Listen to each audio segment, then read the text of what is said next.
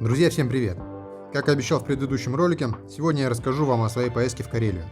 Вернее, начну рассказ, ведь поездка была насыщенной и в один ролик все не поместилось. В этом видео я покажу места, которые я посетил, и среди них есть как довольно известные, так и находящиеся в стороне от туристических маршрутов.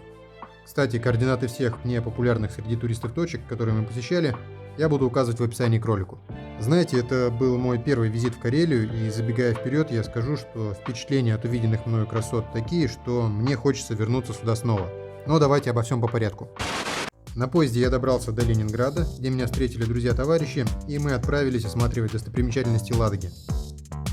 Первая точка на нашем маршруте – это маяк Волохин-Сала. Он расположен на берегу Ладожского озера в бухте Моторная, недалеко от Приозерска. Тем не менее, в составе экскурсионной группы вы сюда вряд ли попадете. Сразу предупрежу, что и на общественном транспорте до маяка добраться будет сложно, да и подойти к нему беспрепятственно не выйдет. Путь к нему преграждает забор базы отдыха под названием «Капитан Морган». Но если проявить немного дипломатичности, то охранник согласится пропустить вас, чтобы вы смогли сделать пару фоток на фоне маяка.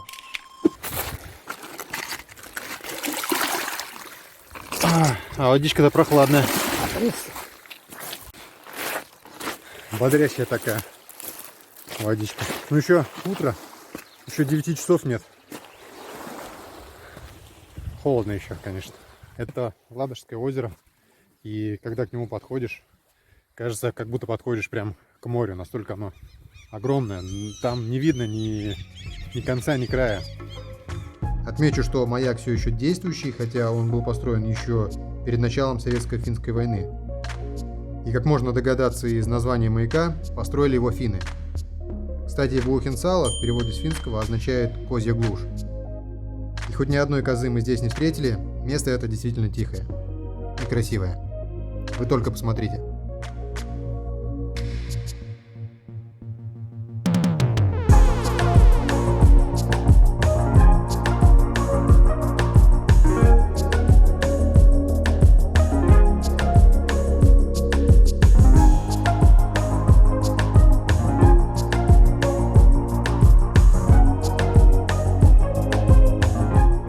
Но вернемся к маяку.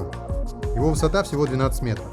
Как бы не впечатляет, но он стоит на конечности мола, выложенного из тесных камней, и обратите внимание, как они подогнаны друг к другу. Конечно, не египетские пирамиды, но все же. Ага. Вот они для чего, наверное, эти отверстия были. Для того, чтобы можно было эти камни сюда как-то поднять. Камни укладывать. Да. Понятно. По этому молу можно подойти к маяку, но вот попасть внутрь самого маяка, увы, не удастся. Заржавела. Дверь какая. Еще оригинальная, да? Итак, маяк посмотрели. Сейчас едем в Приозерск. А что в Приозерске у нас будет, Андрюх? Крепость Карела. Крепость Карела. Андрюх у нас экскурсовод. Начинающий. Кстати, знакомьтесь, это Андрей. Он побывал во многих интересных местах, объехав всю Россию вдоль и поперек. Ну, почти всю. Андрей увлекается историей и металлокопом. Ссылка на его инстаграм в описании. Переходите, там много интересного. Короче, Андрюха составил маршрут вокруг Ладоги со знаковыми точками, которые мы обязательно должны посетить во время нашего турне. Все вам покажем, расскажем. Приозерск. Крепость Карела. Некогда Карела была самым северо-западным городом Руси. За свою историю она не один раз захватывалась шведами, но каждый раз возвращалась под контроль русских. Вот этот камень, установленный здесь в 2004 году, имеет надпись, которая гласит, что князь Рюрик погиб в бою именно в Кареле. Весьма неожиданно, ведь историки до сих пор спорят о том, при каких обстоятельствах и в каком месте умер Рюрик, как и о том, где он захоронен. Последние 200 лет Российской империи крепость служила тюрьмой для политзаключенных. Семья Емельяна Пугачева и многие декабристы отбывали срок именно в ней. А сейчас в стенах крепости размещается краеведческий музей. И хоть парковка перед крепостью с 9 утра забита автобусами с туристами, но в музей любители истории попадут лишь в 10 часов. И это странно, но такой уж у музея график работы. Однако для тех, кто спешит, есть лазейка. Только я вам об этом не говорил. Так, у нас тут дорога налево. Какие-то катакомбы.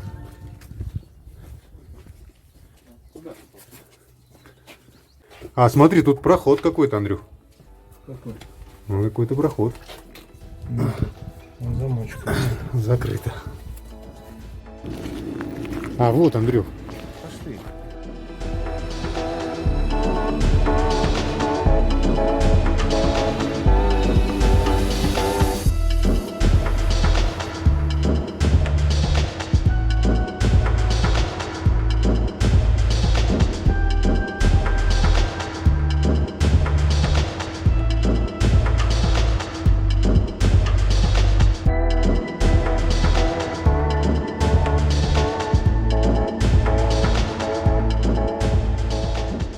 Собственно, вот она крепость изнутри.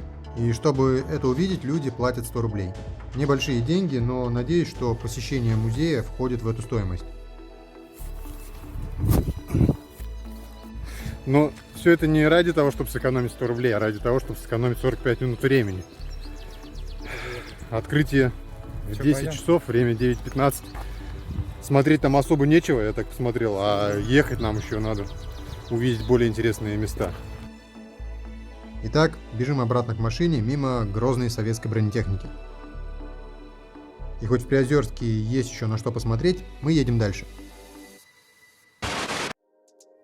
Хотя практически на выезде из города мы сделали еще одну остановку вот у этой кирхи. Она построена еще в 1930 году, и у нее незавидная судьба. На протяжении всей своей истории церковное здание получало серьезные повреждения. В 1940 году одна из советских авиабомб, проломив крышу кирхи, взорвалась на полу. С 1945 года в стенах храма начал функционировать Дом культуры со всеми вытекающими последствиями, такими как кардинальная перепланировка внутреннего пространства и добавление пристроек вдоль одной стены кирхи. В начале нулевых нашего века здесь даже был ночной клуб. А в 2002 году в здании случился сильнейший пожар, уничтоживший всю внутреннюю отделку и обваливший крышу. Сейчас кирха снова восстановлена, по крайней мере, снаружи. Внутрь, к сожалению, попасть не удалось. А у стен кирхи, там, где раньше было захоронение финских солдат, установлен памятник на средства финнов, бывших уроженцев этих мест и их потомков.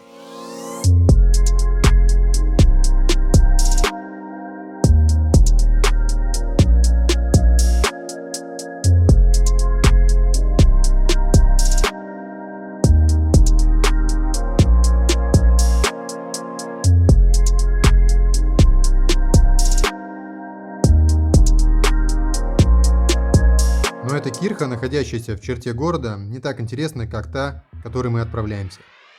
Она находится уже в Карелии, и от Приозерска до нее нам ехать где-то 70 километров.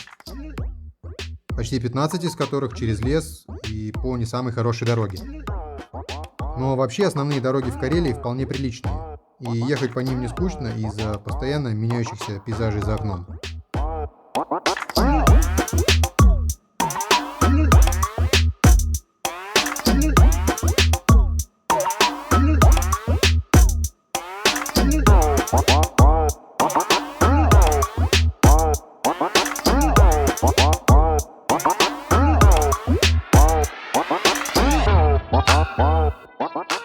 Собственно, даже тот участок гравийной дороги от основной трассы А121 до Кирхи скучать нам не давал. Во-первых, из-за типично финских хуторов, сохранившихся с давних времен. Тиер Важарви. Настоящий финский дом. А во-вторых, своей похожестью на трассу для ралли Neste Oil. Если бы Андрей не так сильно переживал за подвеску своей ласточки, то наша поездка могла бы выглядеть примерно вот так.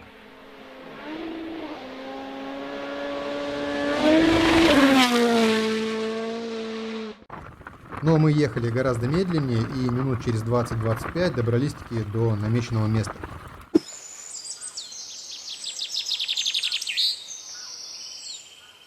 Итак, почти заброшенная кирха в Луумиваре.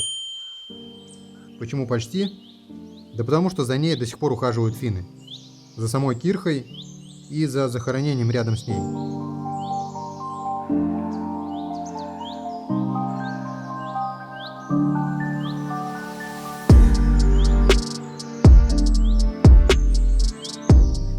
за независимую Финляндию.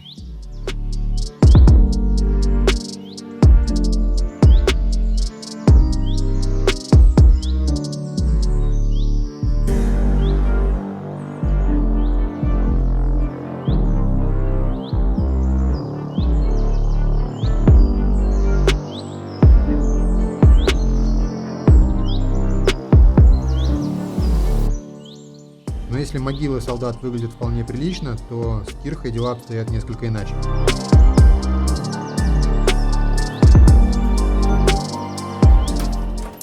Кандалы.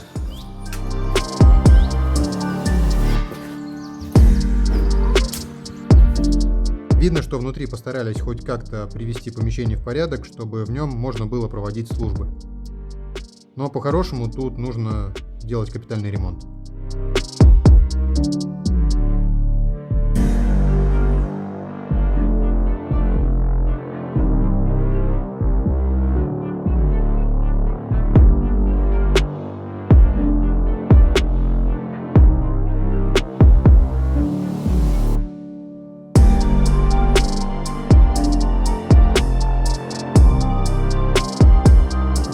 Однако при всем том запустении, что мы увидели, на колокольне кирхи висит огромный колокол, отлитый еще в 1939 году. И любой желающий может в него ударить.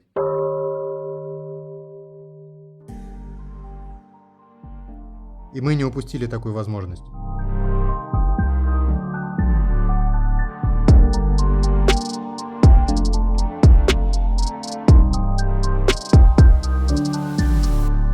Только никто нас не предупредил, что будет очень громко.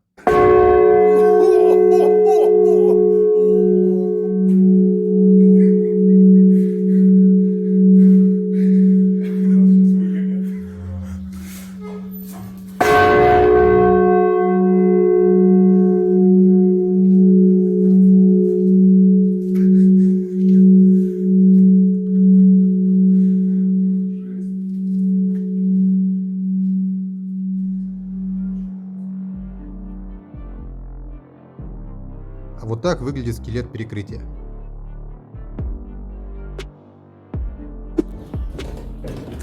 В общем, место прикольное. Никем не охраняется. Можно прийти, подняться на колокольню и даже ударить в колокол. И никто тебе ничего не скажет. Рядом с кирхой стоит заброшенный дом, и я слышал, что в нем якобы жил настоятель кирхи. Не знаю, насколько это правда, уж больно хорошо этот деревянный дом выглядит для почти столетнего строения. Если уж дом настоятеля и был рядом с кирхой, то, скорее всего, вот на этом месте. Вот на этом фундаменте тоже был дом. Причем настолько давно, что внутри уже выросли вековые деревья. Итак, кирху в Лумивааре мы осмотрели. Кстати, в переводе с финского Лумиваара это снежная гора. И кирха действительно стоит на горе, если бы не высокие деревья, то это было бы видно.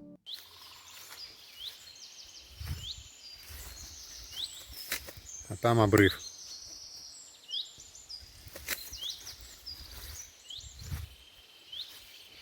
Очень красивое место. Поедете в Карелию, рекомендую это место к посещению. Хоть и будете ехать по стиральной доске, но это стоит того, поверьте. А мы по стиральной доске возвращаемся на трассу и едем дальше.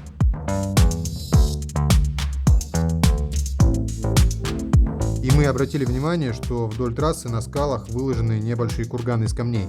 Их прям очень много. В других регионах с похожим ландшафтом мы такого не встречали. То есть это чисто карельская фишка. Для чего люди строят эти курганы? Кто в курсе, дайте знать в комментариях. А у нас первый привал и первое знакомство с национальной карельской кухней. Калиточки. Ехали, решили сделать привал. Взяли национальное блюдо, да? Национальные пирожки, калиточки, ну и кофеек. Калиточка. Вот они. С рисом. Калитка с картошкой еще бывает, но на нас они закончились.